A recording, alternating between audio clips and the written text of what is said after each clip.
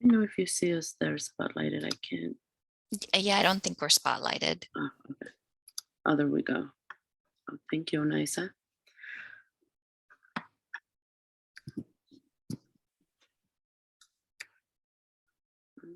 Okay, there we go. Thank you so much. Hola a todos y todas y todes. Buenas noches. Yo soy Andrea y estoy aquí con mi cointérprete, Anabel. Hi, good evening, everyone. My name is Annabelle, and I'm here with my co-interpreter, Andrea. La justicia lingüística incluye el compromiso de eliminar las barreras que limitan la comunicación plena para que se puedan escuchar todas las voces presentes. Quisiera comenzar reconociendo todos los idiomas presentes hoy aquí.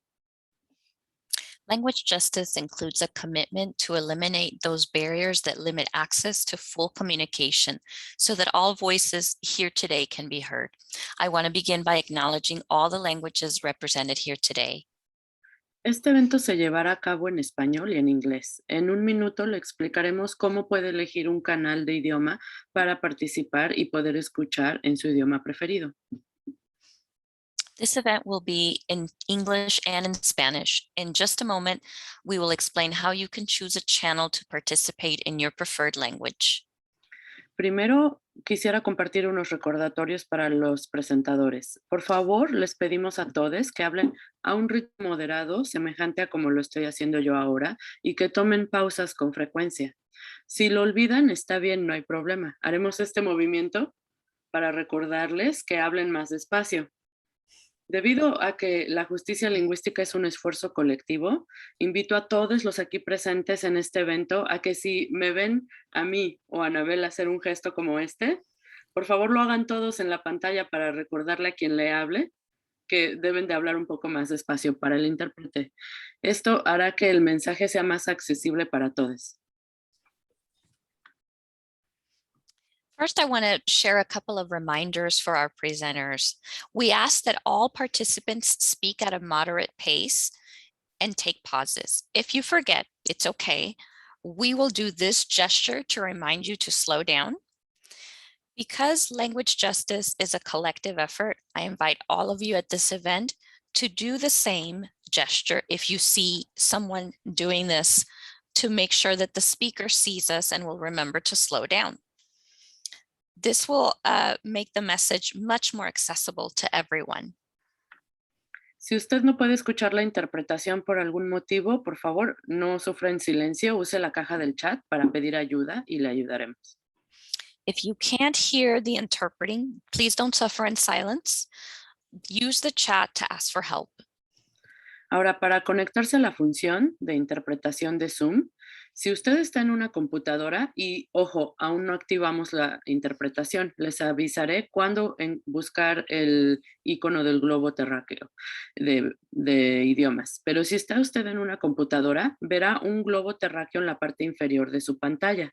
Si utiliza un dispositivo inteligente como tableta o teléfono, deberá oprimir más. A veces está en 3 puntitos el menú, en donde podrá encontrar la opción de interpretación de idiomas. Para escuchar a la interpretación deberá pulsar el globo y después a continuación elegir su canal de idioma. Si está en un teléfono o en su tableta, no olvide oprimir finalizar. We'll be using the Zoom interpreting function. If you're using a computer, you will see in a few moments, not yet, a globe icon at the bottom of your screen. It hasn't been activated yet, but I'll let you know once it is. If you're on a tablet or a smartphone, click on More or the 3 dots, and you will see a menu that includes an option for language interpretation. To listen to interpreting, click on the globe icon or the language interpretation section. Then choose the language channel of your preference. If you're using a smartphone or a tablet, click Done. Todas las personas deben estar en un canal de idioma. Aun si usted es bilingüe, debe de seleccionar un canal de idioma para poder escuchar a todos los que participan. Particularmente si las personas seleccionan silenciar el audio original para solo escuchar al intérprete. Everyone should be on a language channel, even those who are bilingual, and that includes everyone who is speaking in English, so that we can all hear each other back and forth, especially if folks mute the original audio. Ok, muy bien. Entonces, Marlene, ahora por favor, activa el servicio de interpretación. Muchas gracias.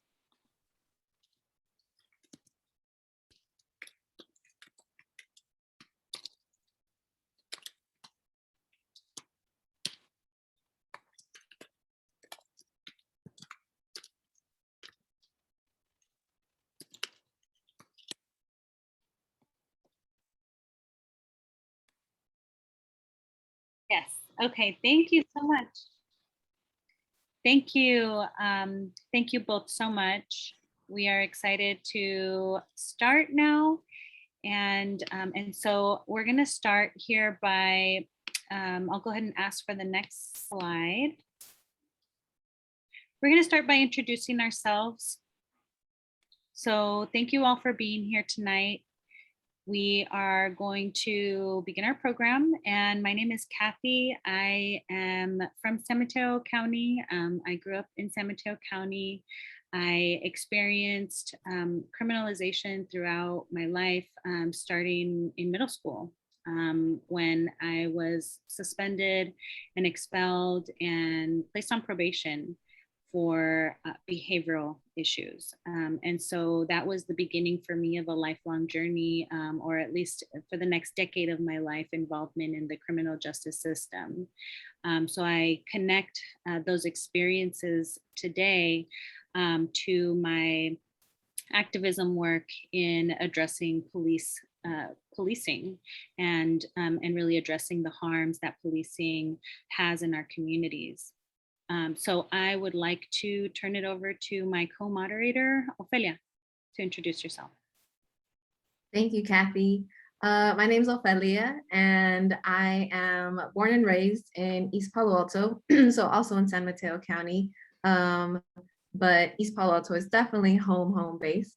I think similarly to Kathy, having grown up in this community, I had a number of near and dear loved ones, to this day I do, who were and currently still are incarcerated, have fallen victim to this injustice system as I see it, because it is, working, unfortunately, the way that I believe it was designed to work.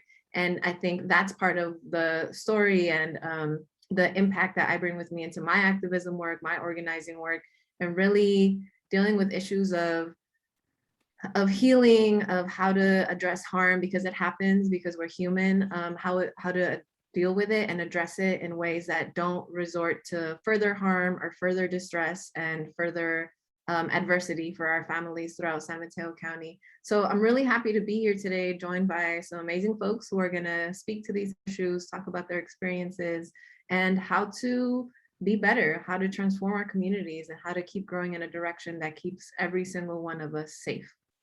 So I'll hand it back over to you, Kathy. And I think with that, we're going to transition over to a land acknowledgement.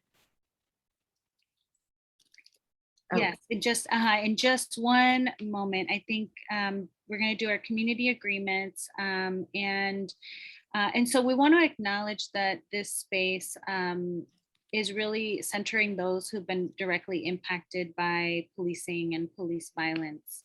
And so we are going to respect people's stories and experiences.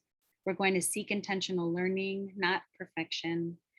We will take care of ourselves, and we will expect this to be the only one step in a longer journey, a longer political education journey for many of us. And so if there are folks in the audience who say things or are behaving in a way that is outside of the community agreements, then we will put those folks in a separate room, and they'll be invited back after some conversation. And so this space here is really centering those who have been most impacted by these issues that we'll be talking about today. We did notice in our registration that we had an individual from law enforcement register for the event. We don't have confirmation yet. I don't have any confirmation yet that they are in fact in attendance. And so, but I do want to let folks know that there may be someone from law enforcement here in attendance. And so please know that is a possibility, was not intended, but they might be here. So just so you know. So I'll ask for the next slide now.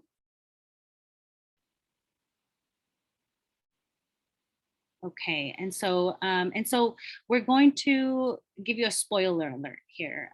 Part of our action steps that we will be ending with is in line with the theme of reimagining public safety. So for the Menlo Park City Council, there is a process happening where we can talk about the vision, talk about mental health, how we should be addressing mental health, talk about traffic safety, as well as removing the school resource officers and more. There's opportunity to address the use of force, including tasers, and really build on a mutual aid, network within East Palo Alto. And so I'll go ahead and turn it over to Adina. I think you might want to say a little bit more about this opportunity for action. Yeah, so I just wanted to say briefly that some of what we'll be talking about today will be about people creating alternatives in the community, and some of it will be about policy change that can happen in our community, and where we may have some Menlo Park City Council members join later about the process of reimagining public safety. And that mutual aid, we want to do mutual aid in the community, but we also want to stop harmful uses of mutual aid by police. And we'll talk more about the actions at the end, but right now we have Menlo Park Police Department being serving in East Palo Alto in ways that we don't want. And I think that's what we have a little bit something coming up next, where we will have opportunities to make change. Great, thank you. Next slide, please.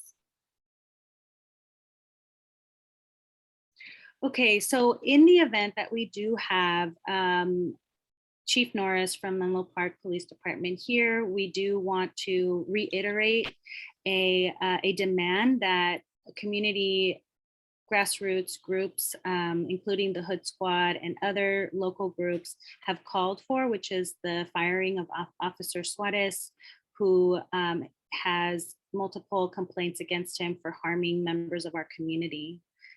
So I just want to acknowledge that this is also a demand. Thank you. Next slide, please. And I'll turn it over to Fabiola. Hello, everyone. My name is Fabiola, and we're going to go ahead and we would like to take a moment. It's a little quiet. It's a little quiet. Hey, can you hear me a little better? It's low. I don't know if anybody else is having that issue. Okay, let me retry. Hold on.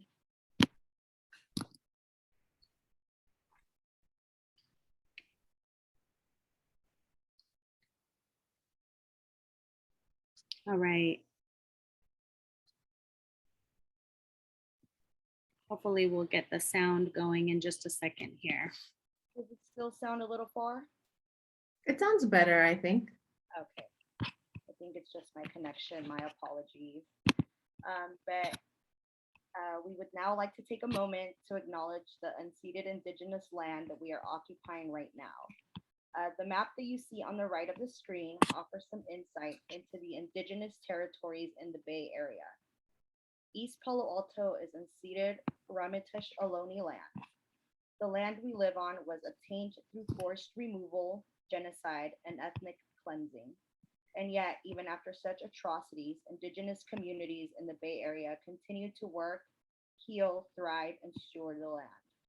The images you see on the screen were taken from the Sogoroa to Land Trust website, a community land trust and movement led by urban indigenous women in what is traditional Lisjan Ohlone land.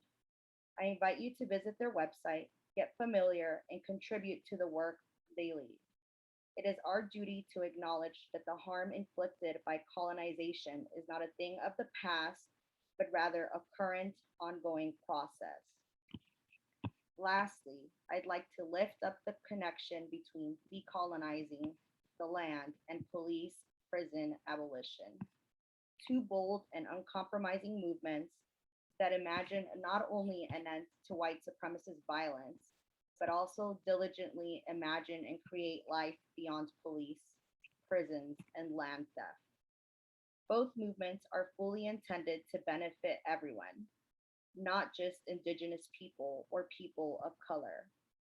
After all, we all exist in relationship to the earth, to each other, and our collective liberation is interconnected. Let us dare to imagine a world where each and every one of us is free, whole, healthy, lives with dignity, and where the land is free, respected, returned to, and stewarded by the indigenous communities who it was stolen from. As we have witnessed some jurisdictions in California start to do so for the sake of humanity and the planet. And after we imagine it, let us put that imagination and care to action.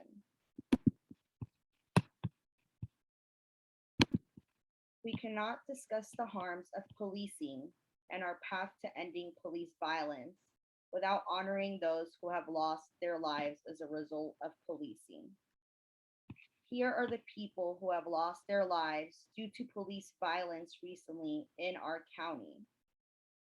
Yanira Serrano of Half Moon Bay, Chinadu Okobi from Millbrae, and Kyle Hart from Redwood City.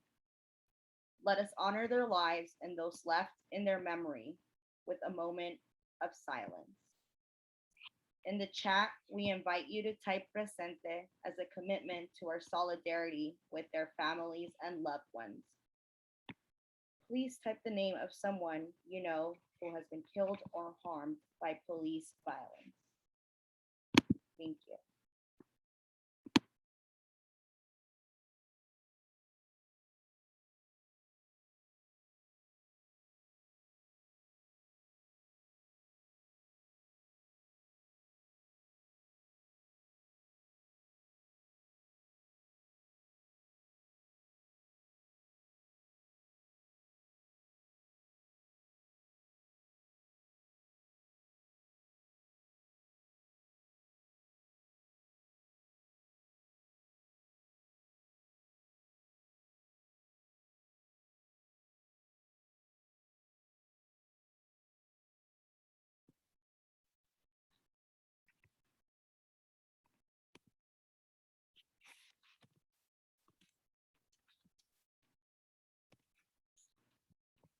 Thank you to everyone for holding a minute of silence.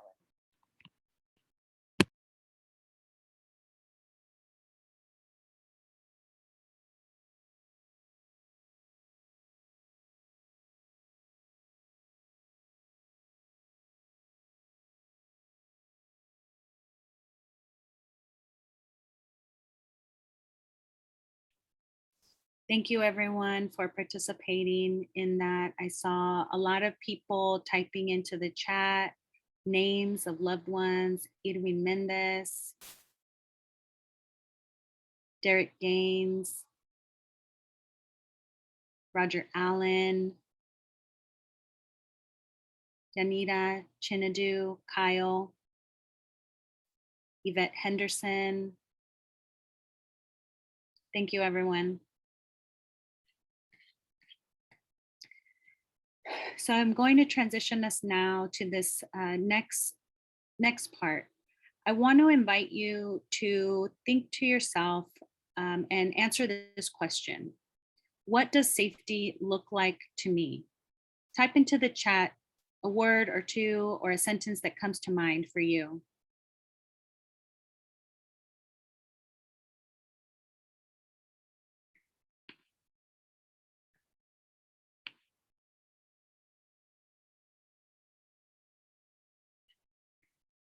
families,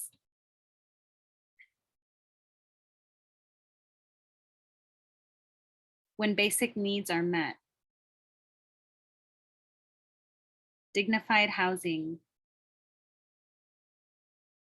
a space where all folks can flourish, safe place to live, being held by family and friends, mental health recognition, peace.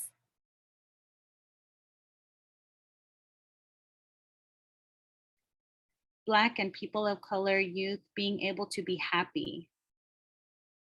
My existence isn't threatened by anyone.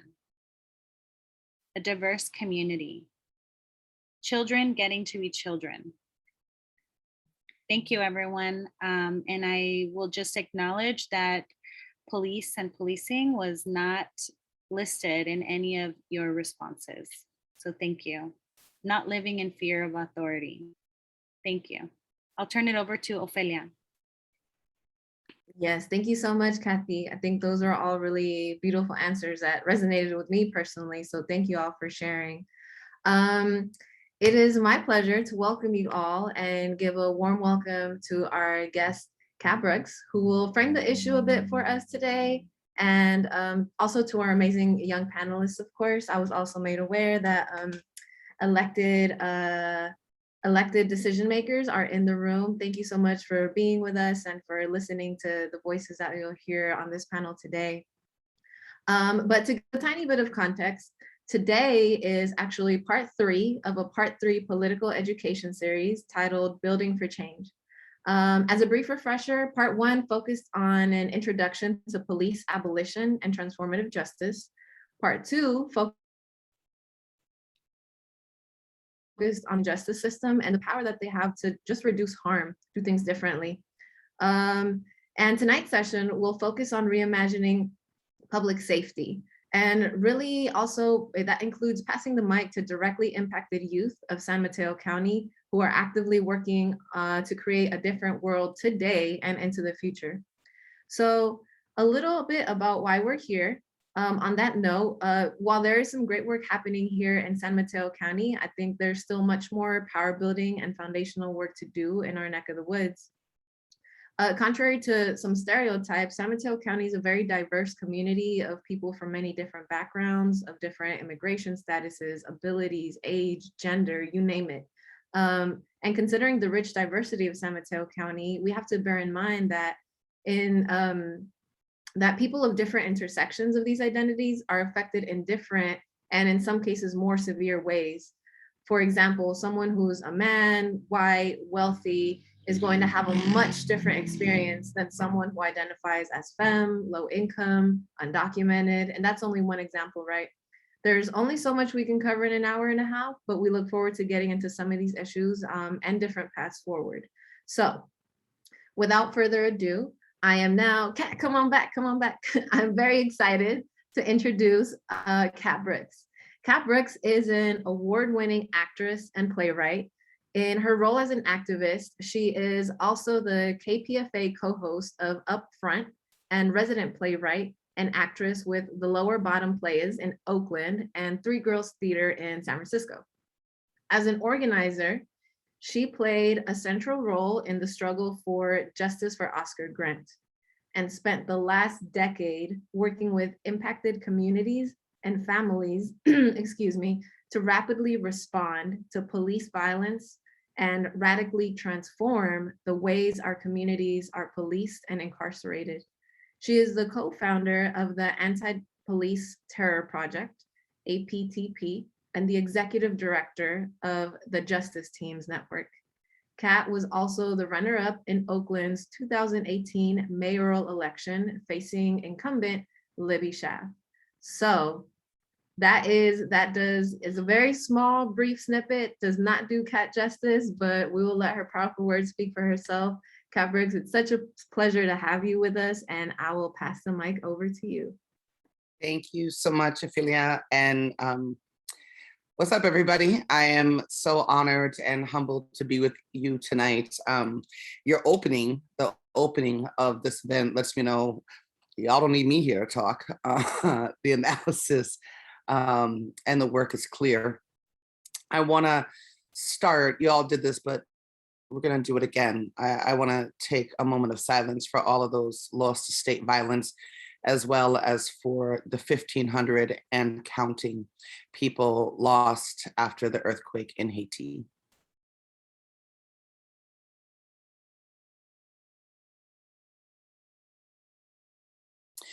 And I want to invite those ancestors, right, both new and old, into the room. My prayer before I speak is always, let it be the words of the ancestor in the universe and not mine, right? Because what do I know? I want to start by saying that no matter what I say to you tonight, I want you to remember two things, yeah? And part of why I'm saying this is because y'all kind of have me in rare form. It happens now and again that I get exhausted and I get frustrated and I get angry and I get tired, yeah, like we all do. And I'm in that space today for sure. But no matter what I say to you tonight, I want you to remember two things. The first thing I want you to remember is that it doesn't have to be this way. Inhale that for a minute. It does not have to be this way. The second thing I want you to inhale is we're winning. It's slow, it's steady, it's hard, it's brutal, but we're winning. It's important for the context of what I'm about to say to you tonight is that you all understand that my work is not about fixing the police, and it's not about reform. To say that I want to fix the police would insinuate that the police are broken. I do not believe that the police are broken. And for folks that do believe that we just need to fix them, tinker around the edges, put a Band-Aid on a gunshot wound, my challenge back to those folks is, show me a time over the last 400 years where policing worked for everyone. 1812, 1915, 1962, 2012, show me. And then usually I wait. And that can't happen, right? Because policing has never worked for everybody. The first police were slave catchers and members of the cavalry. Their job was to protect race-based capitalism, which is unique to this country, by incarcerating, enslaving, and killing African indigenous people, and they are still doing their jobs. My work, the work of the Anti-Police Terror Project, the work of the Justice Teams Network is about abolition, which right now in this particular political moment is being described as reimagining public safety, redefining public safety.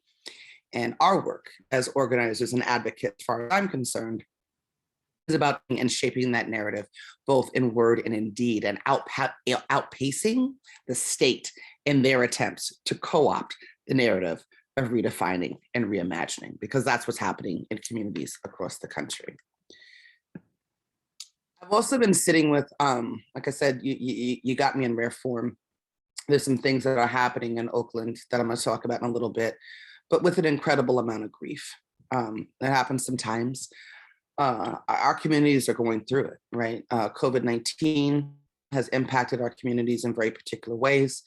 The economic pandemic on the heels of the COVID-19 pandemic is impacting our communities in very particular ways. We are seeing spikes in what the state would call violence in response to the conditions that the state creates. And our pain and our trauma is being manipulated in order to push an agenda of a violent carceral state. But that's led me to be thinking about grief and abolition and how they intersect. And that's what I want to talk about for just a few minutes tonight, because it's a never-ending intersection, grief and abolition. The work that we do is rooted in grief, because we grieve the things that we love, and we love our people, and we wouldn't do this work if we didn't love our people, yes? Abolition, at its core, is about healing us from grief. Abolition at its core is the pathway to our freedom. It took me a long time to call myself an abolitionist. I refused. And it wasn't because I didn't agree with the concepts or the principles or the ideology of abolition. It's not because I ever believed that cages and cops led to self communities or safe communities or had anything to do with our liberation. It had to do with my lived experience. I was sexually assaulted as a child by my uncle. And so for a long time, I could care less what you did with pedophiles, right? Like you could have locked them underneath the jail, given them a piece of bread and some water once a week, and I would have been cool with that. But in the healing of myself, in the reclaiming of myself, what became more and more clear to me is that my uncle's body in a cage wasn't going to make mine whole again. Cages don't make anybody whole. That said, it's still a journey. It's not a destination. And some days I call myself an abolitionist light. Because if I'm honest, if we're all honest, despite all of our work, our political education, our therapy, our healing, whatever your path has been, all of us are still infected with the disease of white supremacy. And white supremacy is addicted to violence, revenge, and punishment. And this country is addicted to violence, revenge, and punishment. There are two phenomenons that are occurring in our movement right now, and I'm gonna lift those up and then I'm gonna close with a call to action. The conversation about abolition and the pathway toward it is in an incredibly interesting place, yes? With the defund movement as an international dialogue, abolition is on the lips of anyone that engages in the so-called criminal justice system. They may be cursing it, but it is on their lips. Advocates, artists, district attorneys, presidential candidates. I remember the moment that Joe Biden during the campaign for a chair. Now he didn't say it in support, but he had to say it. He had to acknowledge that this movement was sweeping the country, demanding that we do things differently. If that's not a testament to the power of the people in organizing, I don't know what is. We're also in this amazing moment, and this is really a lot of what is sustaining me right now, of exploding abolitionist practice, right? So there's all of these conversations about alternatives to community care for community crisis, not badges and guns. It's particularly important when we're thinking about the climate of Black and Brown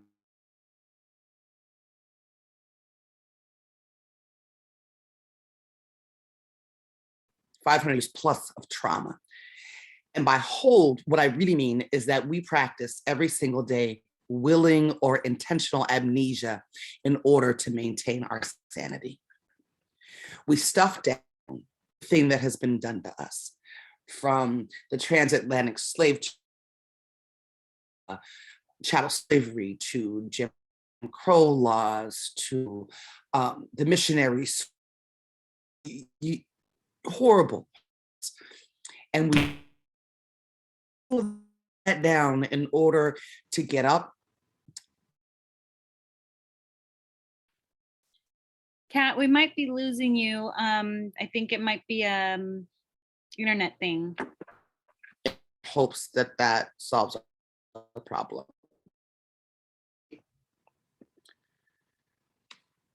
Maybe. So what I was saying is that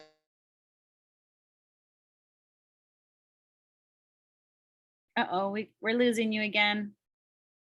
The memories of chattel slavery and the reservation schools and the Calvaries and the transatlantic slave trade and Jim Crow laws, and I could go on and on. And we do that so that we can get up, go to work, go to school, to pay the bills, function. If we didn't do that, if we couldn't do that, life would look very different. I want you to imagine if we lived inside. But what I think for a lot of us are breaks. What I have for it today, breaks. In our mental health, in our emotional health, in our spiritual health, I have them. Right? Mental health crisis is not just about schizophrenic episodes or manic episodes. It's also about hitting breaking points, hitting the walls, having had enough of our Black. Too much. And that happens to our folks too. And our oppressors, they see that as well. Their response, however, as a and discovering healing modalities has been to criminalize mental health and make the intersection of mental health crisis and people of color a lethal cocktail. Our oppressors also know that should we reach the points and places where we can't stuff all of those things down far enough, that they might be in trouble. Because the next thing that our people are going to do is organize that trauma, organize those breaks into collective liberatory practices, use fuel for resistance. And so they criminalized it.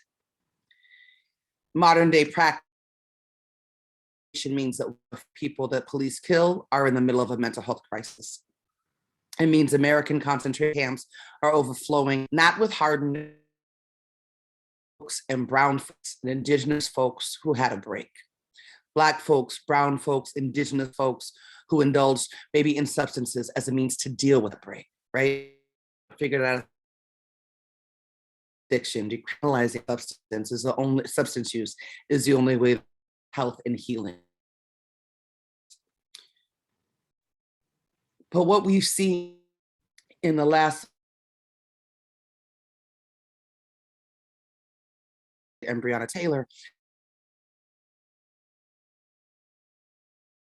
what APTP developed, Mental First. Mental First is a 911 response to mental health crisis. It means that when you or your loved one or your community member is in crisis, you have an alternative besides engaging the carceral state and bringing about that healing. This means that we are winning. When we launched MH First, both in Sacramento and Oakland, we had no idea how hungry our communities were going to be for it. We thought so because we were getting phone calls, right? Folks were like, all right, APTP, we're cool. We hear you. Don't call the police, but who do we call? And so we were like, it's on us and it's on all of us, right? Not just APTP, to create alternative, replicable, and sustainable models so that we can show our people that there is another way, that the lie that we've been lulled into, that the state is the only way to safety, is just that. It's a lie. And what's more is that these aren't new practices to us. They're what we've been doing for our communities for generations, right? These practices. We have for a long time not engaged the state. We've known as slaves or as kidnapped indigenous folks that the state was not our friend. They were not who we went to for safety. Held on to our cultures and our traditions, oftentimes in secret, so we wouldn't be punished, incarcerated, or killed for it.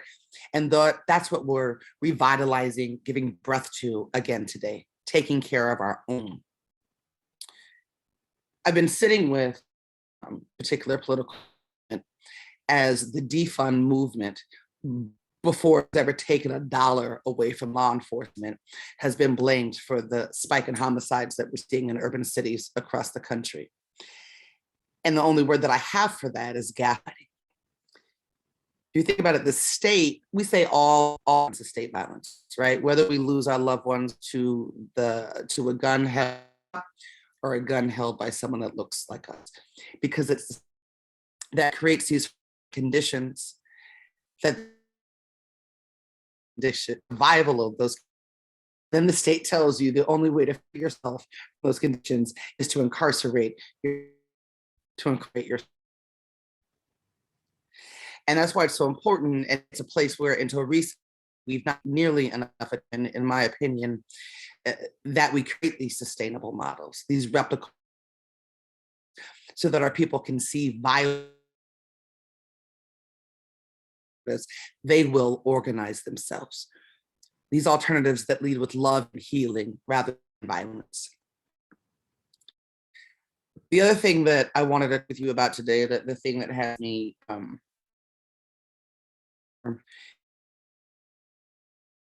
is that I'm watching the way in which our grief as a strategy by our oppressor to smash abolition,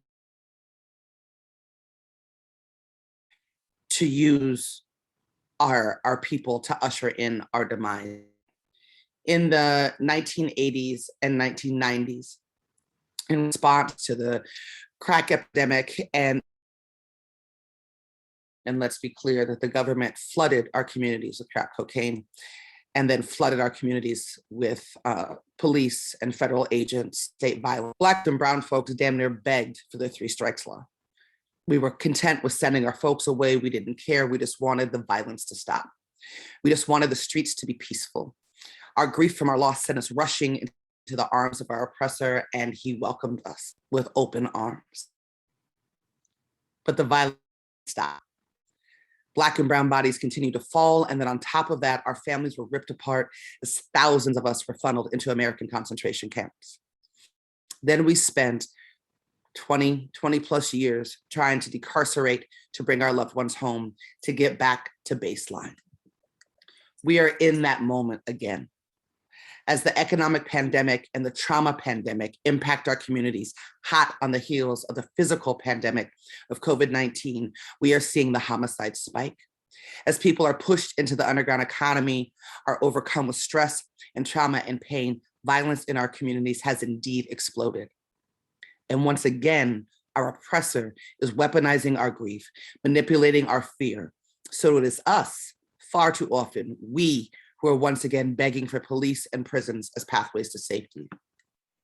Here in Oakland, we saw our families who have lost their loved ones marching with the police department, who was acting like a political party rather than a law enforcement agency in the streets of Oakland, literally colluding with the mayor in Oakland to circumvent the agenda and work of duly elected city council members.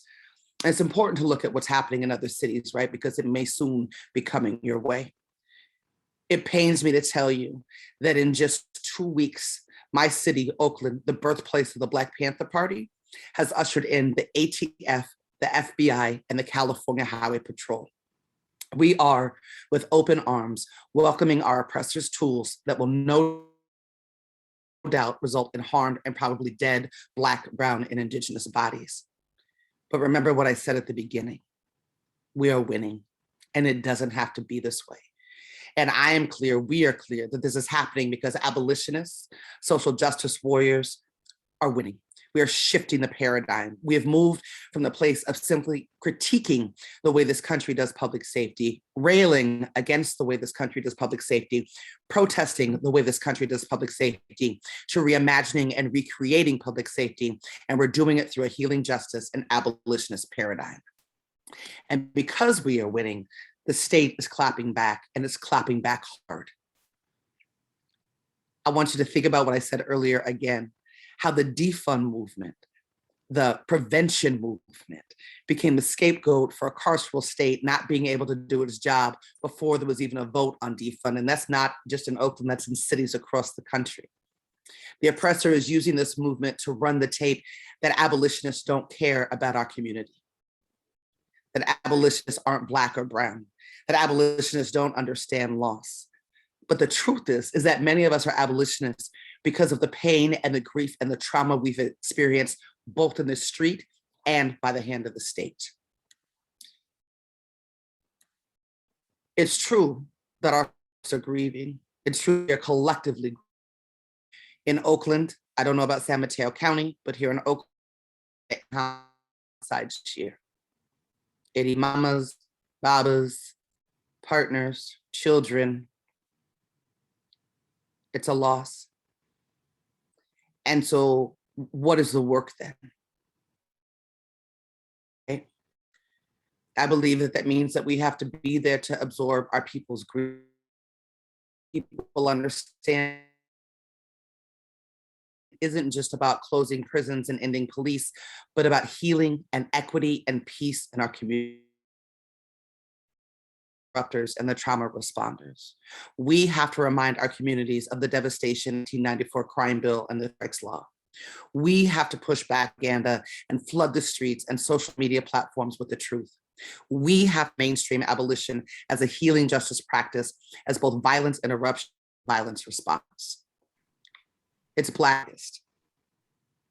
Born inside of California prison, commemorate our political prisoners. It is a time that we fast, job corporate, we study, and we meditate.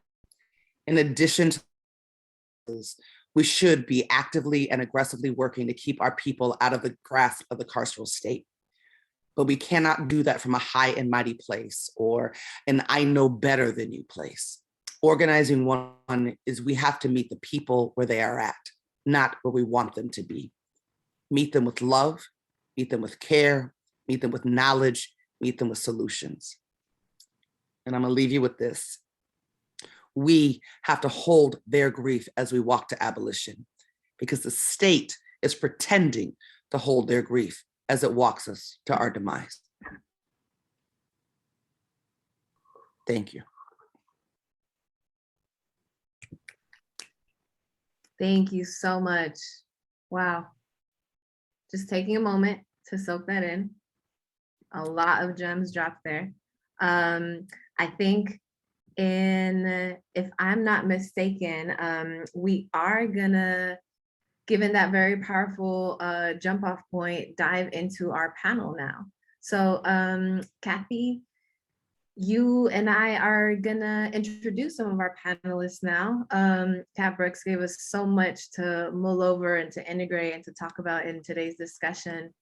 But without further ado, I'll go ahead and introduce two of our first youth panelists, and then I'll pass it over to Kathy to introduce the additional panelists that we have with us today. So I'll go ahead and introduce first one of our youth organizers that we have, who is Moana. Moana is a youth organizer and core member at Youth United for Community Action. Moana attended elementary school in Tonga, finished up middle school in Belhaven Middle School, and is now currently a senior at Redwood High School. Moana has been doing organizing work and advocacy work, and recently interviewed with local news outlets to talk about the impact that COVID-19 has had on the mental health of young people in our community. So we thank you so much for being with us tonight, Moana, for your advocacy and for your work that you do. So the other youth panelist that I'll introduce right now is Julissa. Julissa is a youth organizer and a core member here at Youth United for Community Action as well. Her family has been rooted in East Palo Alto for the past 30 years since her parents came from Mexico in the 80s. She is passionate about activism, gender justice, and social justice overall. She loves to create visual art and is also a poet who recently won first place in a youth poetry contest sponsored by Kalamu Productions, Word Slam, and Kafania Peace Collective. Welcome, Julissa, and thank you for your work and for being with us tonight. So now I'll pass it over to you, Kathy, to introduce our other amazing panelists. Okay, thank you. So I am going to introduce Con Amor Jazz, who is with the Justice for Derek Gaines initiative, and as well as Change SSF, and is a community organizer out of Daly City. And then I also am going to introduce, sorry, I lost my page here.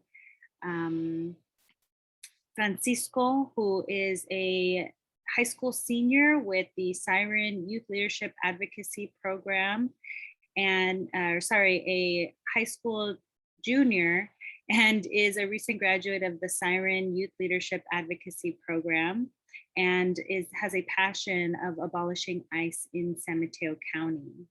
And then I also have two other youth organizers who are with Change SSF, Samantha and Brenda. And if you'd like to introduce yourselves, you are welcome to, Samantha and Brenda. You should be able to unmute yourself. Hi, everyone. My name is you can just call me Saya. I use she, her pronouns, and I'm a senior at South San Francisco High School. We don't have an SRO program. We have a SLO program, which is very similar, except the SSFPD doesn't have like an office in our school. They can just go there when they want, as we don't have an MOU in place. After a year and a half or yeah, like a year and a couple months fighting, we have suspended the program. And hopefully we're pushing for it to not come back. But it's still an effort that we're fighting against, as both city council and the school board are trying to push it back onto us. I'll pass it over to my co-panelist, Brenda. Hi, my name is Brenda. I use she, her pronouns, and I'm also a senior at South City High School. So like Sam said, really working to keep this SLO program not only suspended, but also to completely remove it. So yeah, so glad to be here. Thank you. Fabiola, Ophelia, you were going to start, right? Yes. Okay. Thank you all so much. We're super excited to have you all. And I'll get started with the first question that I think is just we want to hear from all of you really to talk about and talk a little bit about how you imagine safety taking place in our community, really how you envision safety. So this first question is really a visioning question meant to kick us off with your ideas of what it means to be safe in a community. So what does it mean to be safe? What does community safety mean for each of you? And I will go ahead and call on folks just in the order that I have here to avoid any confusion if possible. And I'll go ahead and call on Moana first. If you want to go ahead, and I think you have the power to unmute. And if you can talk a little bit about what community safety means to you.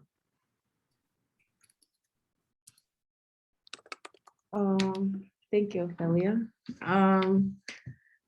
Community safety, like there's like different meanings for it. Like for me, like community safety, like at work or like at school, like at home, like on like the streets, like physical safety and stuff.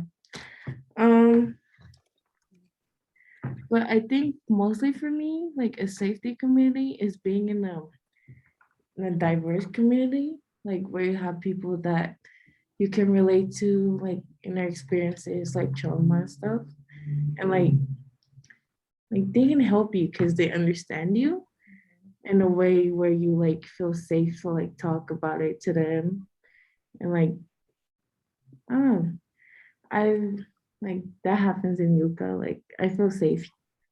Like I find this as a safe space, like in a diverse community, because we have like colored people here, like a few of us. but but yeah, it's like yeah. Thank you. Yeah, thank you. No, you touched on a whole bunch of different stuff, and I think other folks will continue touching on different aspects of what makes a community safe, right? So I'll go ahead and tap you, Con Amor Jazz, if you'd like to chime in. What does community safety mean for you? Thank you. And I just want to say I'm so happy to be here, and just happy to hear from the youth and from Kat. But when I think of public safety, community safety, you know, I think of every community member having the right to, you know, housing, education, mental health care, food nourishment, life affirming response, and exactly what it says, right? Public, being responsible for each other's safety, not the police. Lady said before, you know, we feel the most safe when we're around people that we know understand, you know, our struggles and that care, you know what I mean, about us. So that's what I think. Yeah, absolutely. Touched on mental health, access to housing, access to all of these things that really mean your physical well-being. Thank you so much. I'll pass it over to you, Francisco. You want to talk a little bit about what community safety means to you? For me personally, community safety for me would be everyone just living in peace and tranquility every day and having no family separation. Yeah, straight up. No fat. Whew, that's a big one. Thank you so much. that includes so much in just one short, powerful statement. Julissa, I'll pass it right over to you. When you think of community safety or what safety means to you, what comes to mind? Thank you, Este. I think for me as a young woman, I'm more targeted as a gender, well, gender-wise, because we are seen, the more feminine you are, the more weaker you stand. So a safer community for me is not having to look over my shoulder every time I walk down the street, or when I'm at the store, or when I'm at the park or at school. Like, it's just, for me, it's like my protection talk wasn't like look both ways of the street. It was watch what you're wearing, watch what you say near a man, don't hug him, don't do this, don't do that, because if you get attacked, then like that's what's gonna happen. And that's unfortunate because like it's at a young age, like we as women, I feel like mostly women of color get taught that at a young age more than the more it's, yeah, basically that. Yeah, thank you so much. Touching on the issue of gender and sexuality justice as well. Samantha, I'll pass it right over to you. And then last but certainly not least, Brenda, you'll get the last punch at this question. So Samantha, over to you. I think for me, it looks like abolishing these systems of oppression. I think, you know, when we talk about like abolishing police, because obviously that's not a form of safety for us, we think like that's the end goal, or like a lot of the time when we're organizing against cops out of schools, we see that as the end goal, but really that's the bare minimum. Asking for brown and black youth to not be police is the bare minimum.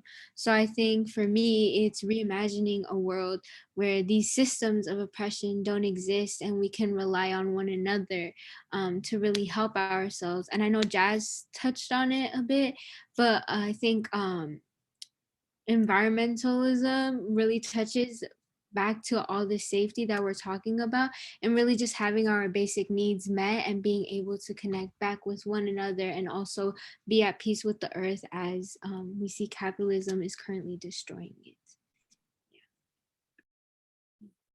Thank you so much. And Brenda, if you want to take a bite at this apple, please do answer as well about what community safety means for you. When you think of safety, what do you envision and imagine? Yeah, so for safety, I feel like it's more about knowing, like knowing that you're supported and knowing that you're listened to and knowing that your needs like are going to be met and that like your needs are going to be met, and really having like that space for you to like experience like your joy and happiness, and like not having some fear about like these, like Sam said, like fear that these systems of oppression place on us as people of color. What a beautiful collective of answers, I think. I'll pass it right over to you, Kathy, to dive into slightly more specific questions. Yeah, okay. Since Francisco, you mentioned the separation of families, and in San Mateo County, there's a coalition, right? The San Mateo County Coalition for Immigrant Rights. They've been raising awareness about the sheriff's policy to continue to turn people over to ICE, those who've been arrested and are in the county jail. And no other surrounding county is doing that. So can you talk a little bit about what effect policing has on the undocumented community? What do you see happening? Yeah, so currently the primary way in which immigrants are detained and deported is through voluntary cooperation between local law enforcement and ICE. And from 2018 through 2020, the San Mateo County Sheriff's Department has transferred over 100 immigrants directly to ICE when they were found eligible to be released from jail, instead of letting them go back to their homes, families, and communities. And as you touched on San Mateo County having the highest number of ICE transfers, other counties like San Francisco County, Contra County, Napa, Santa Clara, Sonoma have 0 ICE transfers, while San Mateo County has 26 ICE transfers just in 2020 alone. Now, San Mateo County accounts for 74% of all the ICE transfers in the entire Bay Area in 2020. These transfers were during the pandemic and helped contributed to spikes in COVID-19 cases within facilities. Now, although my family and I myself included love being in this county as I was born and raised here, we always live in constant fear due to La Migra, knowing that they could separate us one day. And that is a term I've been familiarized with ever since I was a little kid. Many families in our county have been hurt due to these horrible practices of the sheriff transferring people over to ICE, including my own family.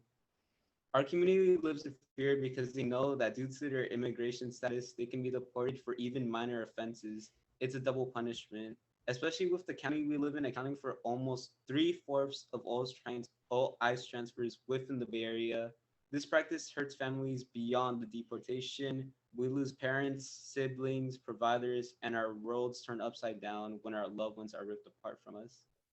In the future world, in my opinion, the way my community can be a better place is if we end all ICE collaboration and put an end to the painful separations of our community and families in San Mateo County. We don't need ICE in our communities, and we can create a better community without them. Thank you. Thank you so much. I'm just blown away. That, I mean, it's just really clear how there's an intersection here in this county, right, between ICE and policing, and it impacts all of us, and especially those most vulnerable and most marginalized. And we have a lot of mixed status families in this county, right? And so I think that's where your piece around the family separation too comes into play. So thank you so much for lifting all of that up. I'm going to ask one more question and then I'll turn it over to Ophelia. My other question is open to anybody who wants to take this one. In your opinion, whose responsibility is it to address police violence and police terror? Who wants to take it first?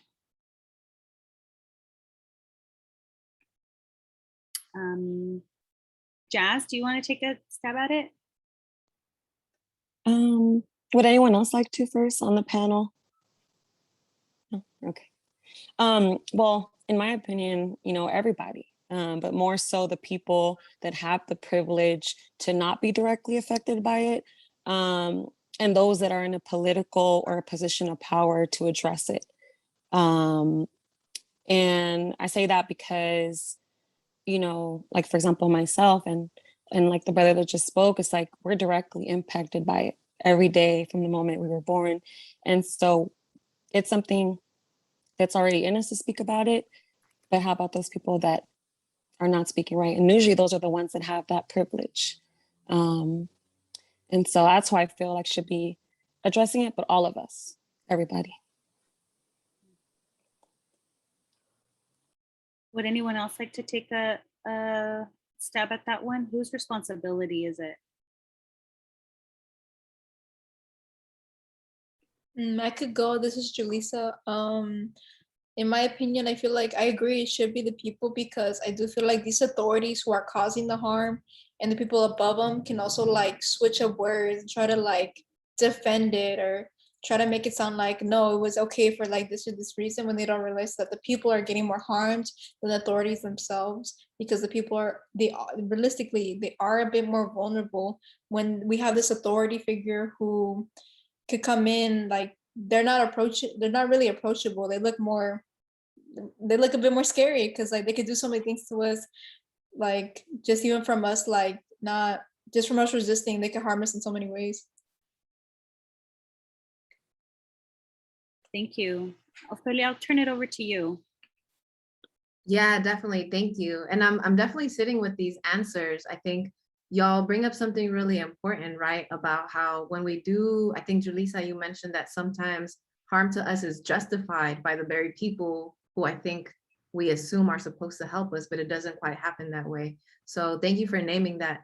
The next question that I have here is, in the work that you do, how do you address harm? What are some ways that you address harm? Because I think we've talked about harm does happen, but it's about how we address it, right? So in the work that you do, if any of you want to take this on first, please feel free to do so. And just one more time, in the work that you do, how do you address harm when it comes up? And this is such an important question too, as you think about it and formulate your thoughts, because that's one of the things that we immediately start to hear, right? When we talk about changing things, right? People start to say, well, wait, but how, what are we going to do about all the bad guys? Right. So anyway, I just wanted to throw that out there while you all were thinking.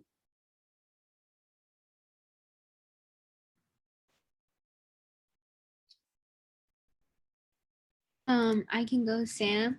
I think when harm happens, these are heavy questions that, like, as a abolitionist, I don't know if everyone here is an abolitionist, but you have to come with community and kind of go towards an answer.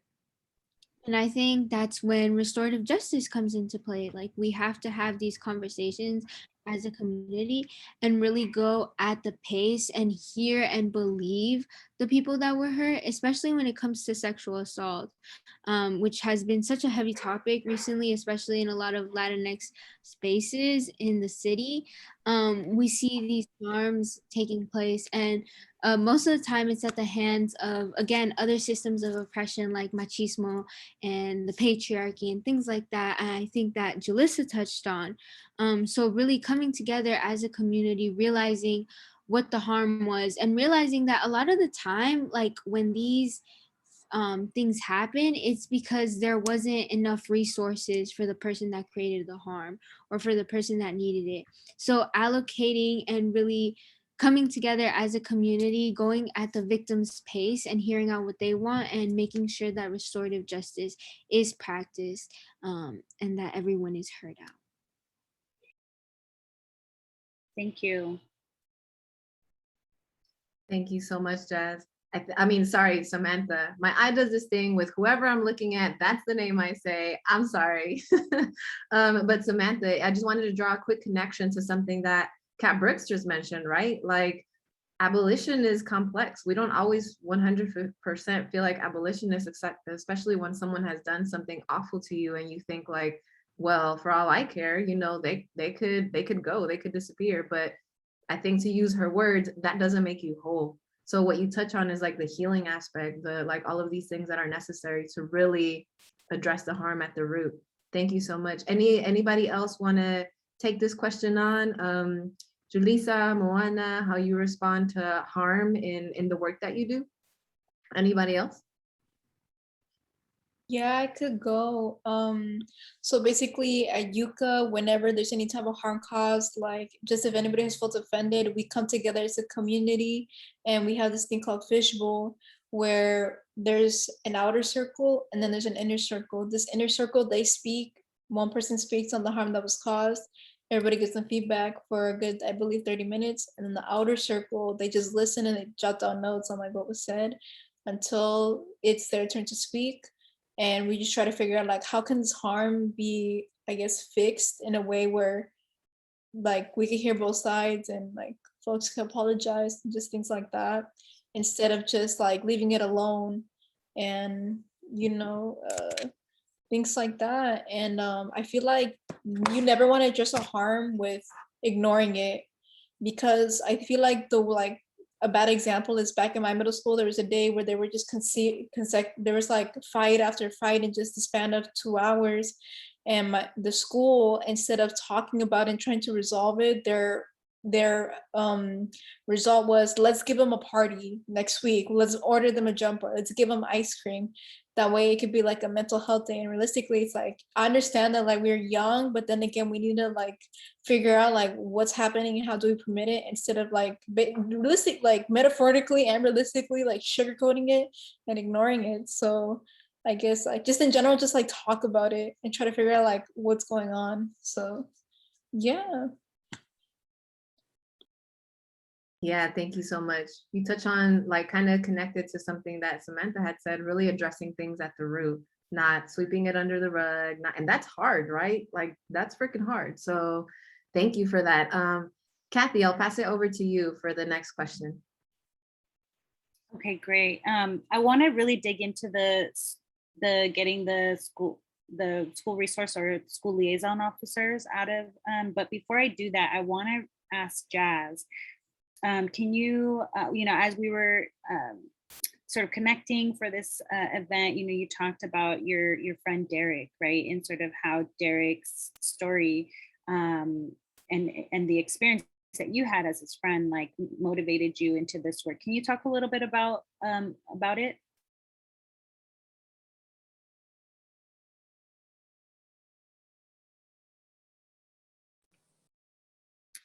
Sorry, I think I pressed the button.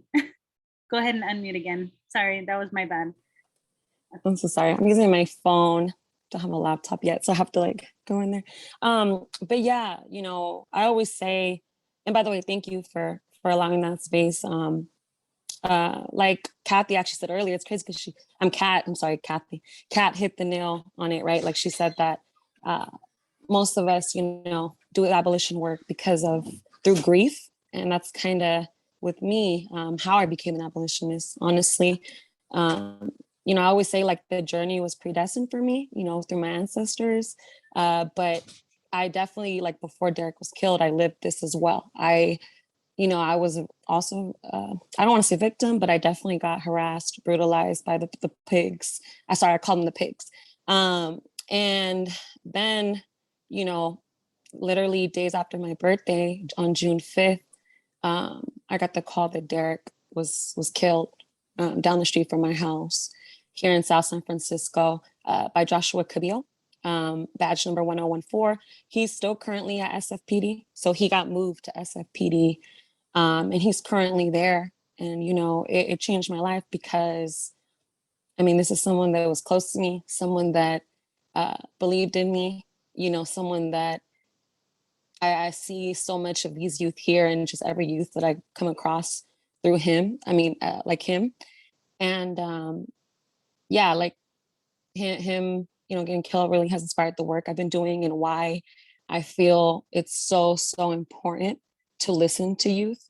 And so I really appreciate you guys, and I want to hear from youth more. And I'm so happy to see, Sam here, Brenda, and just, and pretty soon I'm working with the family to launch and other community members to launch like a Derek Gaines scholarship because he loved music. He loved to rap and freestyle. He had his own little label going, and I want to focus in the family and all his loved ones want to focus on, who he really was and kind of what he would still be doing today. And I know he would be here with such energy and love like he always was. So, but really he was killed for no reason, and because he was Black here in South City. And I grew up here in South City, and honestly, these police should have been removed, after the fact, I heard that Joshua Cabillo was actually one of the officers that used to be kind of like an SLO on campus. He used to threaten students. He used to tell them he was going to kill them later on. He used to, and he's a brown person. And I want to be clear, just because a pig is brown or Black doesn't necessarily mean that they're good. That's actually worse because they know they're oppressed and they're choosing to continue to oppress their own people. So yeah, that's just a little bit of, and it, what happened, but it definitely inspired me and the reason why I'm an abolitionist today. Thank you so much, Jazz. I just, when we talked, I was like, I kind of like saw a reflection of myself as well. And so it's interesting that you talk about, or it's like really powerful. It struck me very powerfully when you talked about how Derek, you can see Derek in like the other youth that are here. I think that's that statement is really powerful, right? Because it just speaks for itself. It's so powerful. So I want to close out the panel by talking about how to remove SROs or SLOs as they're called in South City. So we have Brenda and Sam here who are doing that work right now. Can you talk a little bit about how you're doing it and what advice you have for others who maybe want to start doing that kind of work, maybe in like Menlo Park or down here?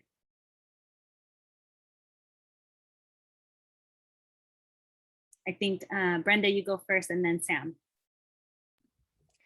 Yeah, so we started, I think, our journey around last year, possibly even earlier than last year, but I joined around January.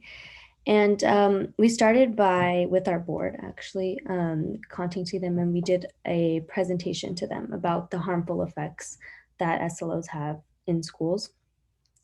And so just some advice, I think, is just what we did was we tried to rally like our community members, and we showed up at those board meetings and we gave our public comment. We made sure that our voices were heard.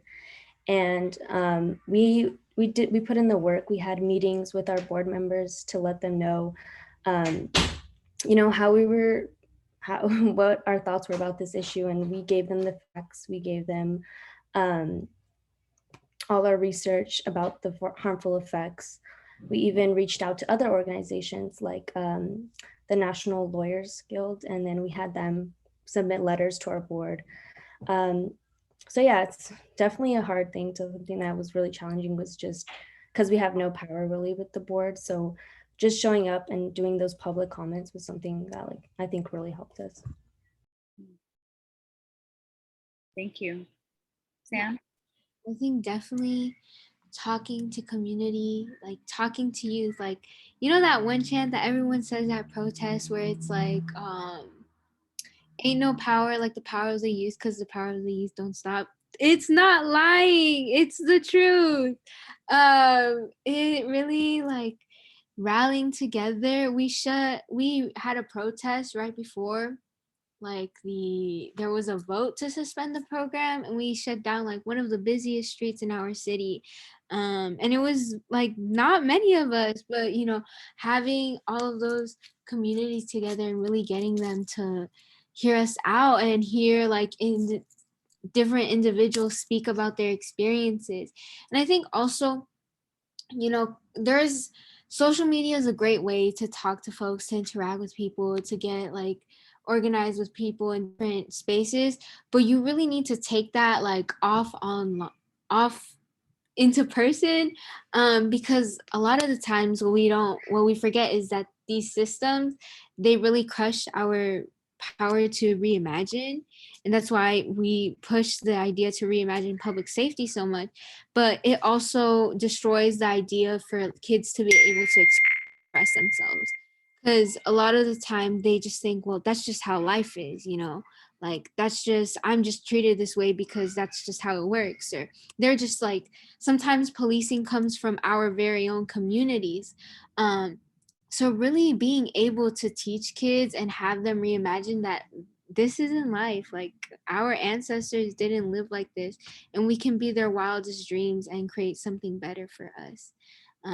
So yeah, that's just really pushing and getting community together and just talking to people is the best way. Thank you so much. Thank you. On that note, I think that is like the best way to conclude the panel. And we were a little ambitious and we had like 10 more questions, but I think this really can serve as a primer for anybody listening that wants to do something. And I think one of the facts that we wanted to share with everybody in the audience here is that, what happened to Derek can also happen in Menlo Park. It can happen in Redwood City because an officer who killed Kyle Hart, who was suffering from a mental health breakdown in Redwood City, was killed by a police officer who later became the SRO at Sequoia High School. So, if you are a family member of a young person attending Sequoia, just, that's scary to say, right? But you have somebody on that campus who does not hesitate to pull the trigger. And what we know to be true based on the numbers is that they're more likely to do it when it's a young person who's Black or brown. And so that's on all of us, right? That's on all of our shoulders. And so with that, I think we can go to the next slide. If Marlene, if you're out there, or Onaisa, okay. Oh, okay. So before we thank everybody, we're gonna wrap up. For anybody who wants to stay on, feel free to stay on and we'll do a little bit of a debrief session. But before we thank our panelists, we have a couple of follow-up actions, which we reiterated at the beginning. So I'll start by saying that, again, if Officer or Chief Norris is still on, we demand that you fire Officer Suarez, who terrorizes communities in East Palo Alto and Menlo Park. And then we have a few other actions. So I'll turn it over to, I think, Adina, you were gonna talk a little bit more about the actions as well.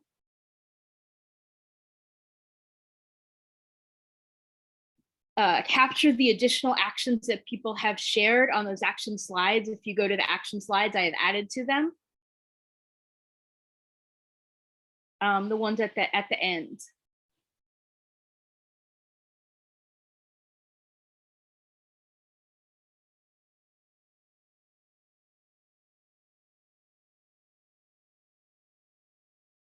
We might have had a little bit of an issue with the slides rearranging, but Adina, if you Okay, want to pardon, they're there at the end. I put them in the live slides. That's the end of the presentation. Let me go ahead and try to refresh it. Give me a second.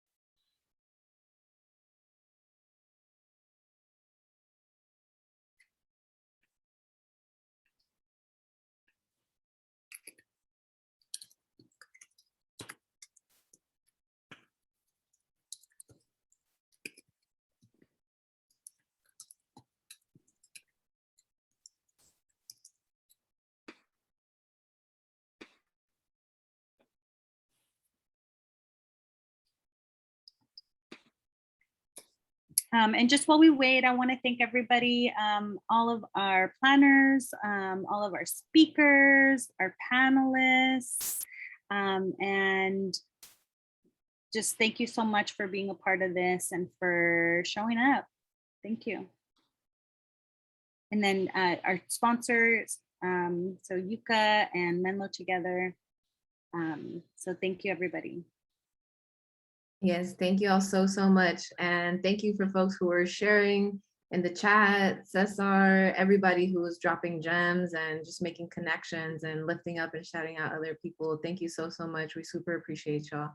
On that note, I want to say, I mean, the world is so small, right? And we are the ones that we've been waiting for, right? And I say that because, like, for example, I see names in the attendees of people that I follow on Twitter, people that I follow online, right? Cesar is one of them. And, there's knowledge being dropped all the time, right? And we are the ones we've been waiting for. And that's what I mean by that. We have what we need to make change possible. So.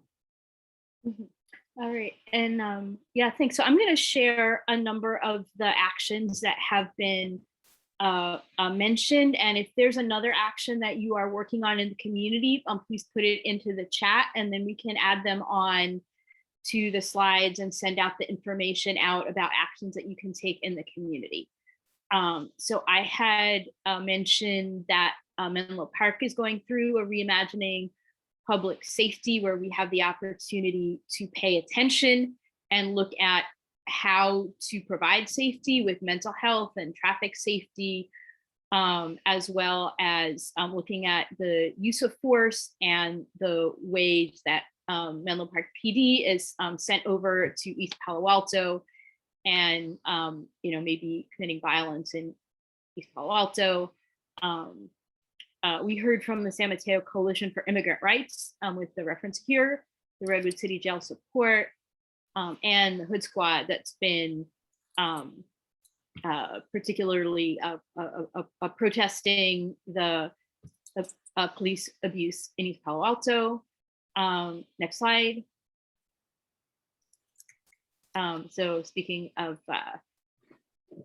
the abuse of, Ophelia, do you want to speak up here? Yeah, sure. So one of our East Palo Alto based groups, the HUD Squad, which really does work all over the region and even all over other parts of California, have called for the firing of Officer Suarez, and I believe the spelling is Soarez. There are many reasons why, but we just wanted to, in true and authentic form of lifting up our community partners, also lift up the demands that align with, I think, the values that we're talking about today, the action and transformation that we were talking about today. So thank you for including all of these action items and lifting up the folks who are also doing this work. Then we had some others that were mentioned in here, including an environmental justice action in closing down Reed Hillview Airport in East San Jose that is causing pollution for neighborhood with people of color and harming the health of people. So, and any other actions, please put it in the chat and we will distribute it out.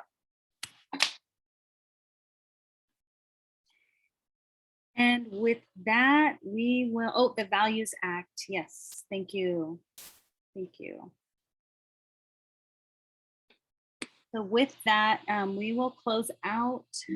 Thank you everyone for attending. I don't know if anybody else has any parting words, but thank you everybody. I just saw my face frozen and I was like, oh my God, what is that? Okay, thank you everyone so much. I'll stay on for a debrief if anybody wants to. Thank you all. Have a great rest of your night. Thank you. Stay safe. Bye, everyone. Good night. Bye.